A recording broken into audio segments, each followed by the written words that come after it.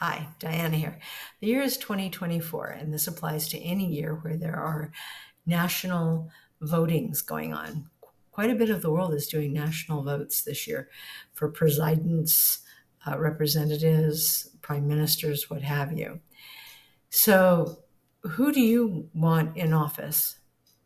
Because who you want in office reflects on who you are as a person. If you claim to be a good Christian, a good Muslim, a good Hindi, a good Jew, or Israeli, um, if you claim to be even a good secular humanist, is the person you're choosing someone who will make sure that everybody's rights are taken care of within moderation? In other words, one group isn't getting precedence over another. In the USA, are we making sure woke culture no longer takes over? But if you're voting for the other way, go more moderate than punishment or bashing. Just kind of let the vocal minority know that they are not the only people that we have to be concerned with, whether that's conservative, moderate, or liberal. I use those terms because I know very liberal Republicans and very moderate Democrats, or even, very conservative Democrats that, and again, I can only speak to what's going on in the USA, and even that's kind of iffy. But not only do we have to worry who we vote for president, the guy who presides, who signs off on things, who represents us in the international world, we have to worry more so about who we vote into Congress, who we vote for as our governors or our legislators or senators, or you get what I mean? Because if you don't vote for the right people in all the offices, you get a mishmash and you get stalemates and you get whiners that combat each other because they want to win, regardless of the cost to the people they're supposed to be representing. Now, I know the USA is not the only place that has this issue. It's worldwide. Again, satanic, evil influences, shadow governments, payola. You get my meaning here. So, who are you? Who do you want in office? And what can you do personally to ensure that? In the USA, you need hundreds of thousands of dollars even to run a campaign. We're going towards the millions because inflation and a lot of other unfortunate reasons. Nonetheless, band together, vote your conscience, not your party. Don't vote party line. If you're that foolish, go ahead and vote, because you can't really complain if you don't vote. But nonetheless, please know that you are not the brightest bulb in the chandelier. Because whether it's Democratic, Independent, Republic, Libertarian, nobody is who they say they are. It's a matter of convenience. There are some who really are. They toe the party line. They actually represent their party, their political party, well. Others, not so much. So remember, don't vote party line, vote your conscience. Think about who you're voting for. Do you want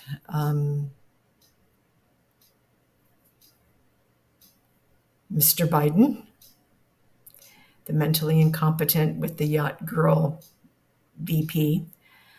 Do you want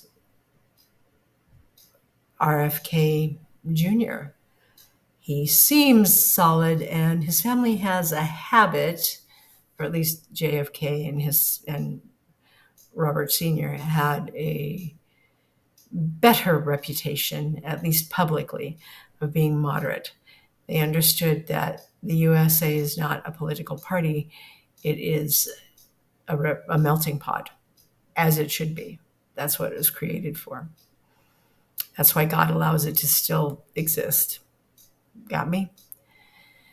And then there's Trump. I have a pet name for him that's similar to Trump, so I have to be really careful when I say his name. But with Trump, at least he's always on brand. He seems reasonably moderate. I don't know what he is these days. And so delve into the kind of person your politician is.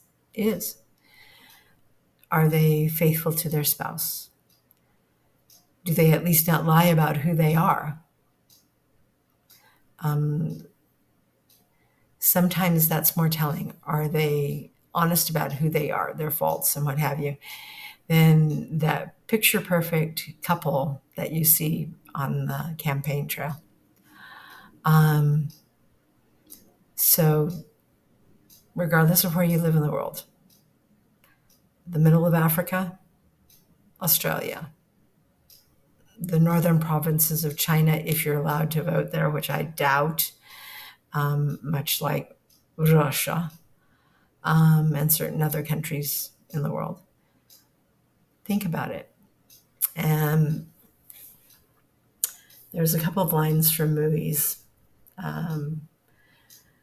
One is from a James Bond movie. The other is from Hunt for Red October. From the James Bond movie, I believe it was, and not Sneakers. But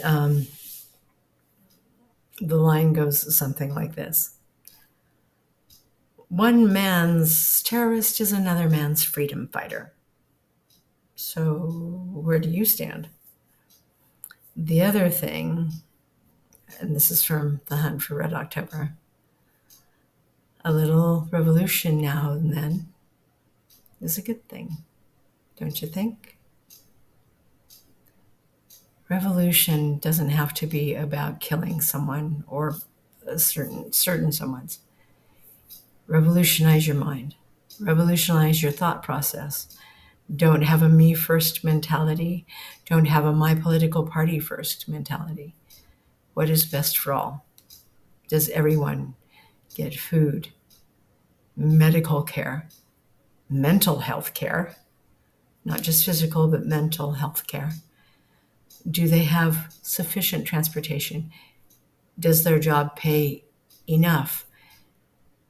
Is somebody going to combat inflation and do all they can to return us to the gold standard? Because that's part of the problem of why there's inflation. And while we think of oligarchies as existing in Russia, they're just as prevalent in the USA and certain other countries throughout the earth. Oligarchies are pretty much just extensions of mafia or other control freak kind of groups that work for Satan as opposed to actual public good. So think before you vote. Find out as much as possible. And in certain cases, you're just going to have to vote for the one that will do the least amount of damage, the one that's least dirty, the one that's least incompetent, the ones that will do the least amount of damage. You know, I wish you luck. And if you are someone who is religious, meaning you believe in God, you know there's a God, ask him for help. He's more than happy to give you a clue. Like, this is the information I have. Help me here. And he will help you. I promise. I've had to do it once or twice. Just because, who's the least dirty in your sight, God?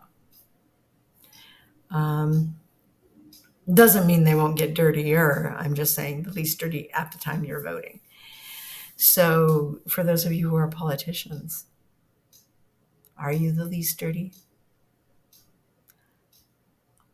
Are you who you say you are? Are you on brand? Do you think of others before yourself, before your power, your prestige, your public image? Are you really worthy to run a country? or a city or a state?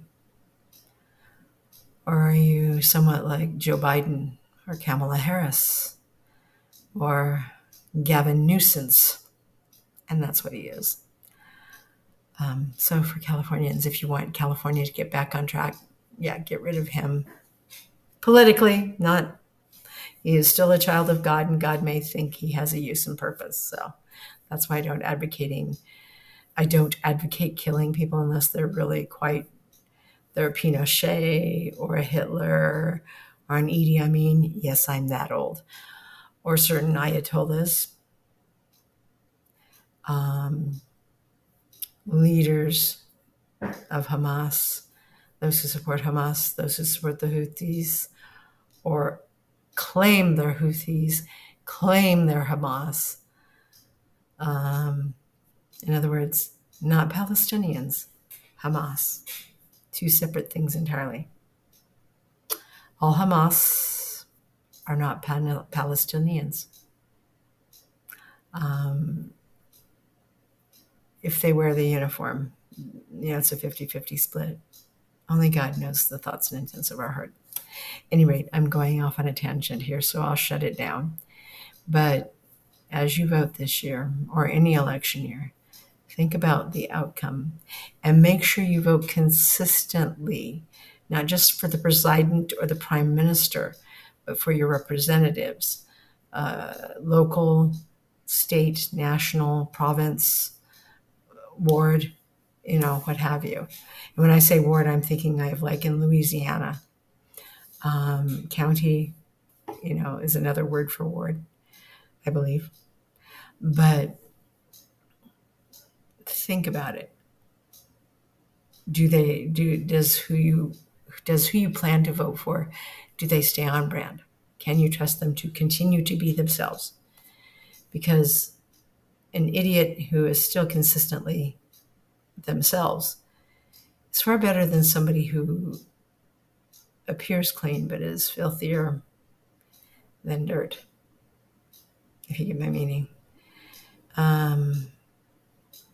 So I will close this now and let you get on with your day.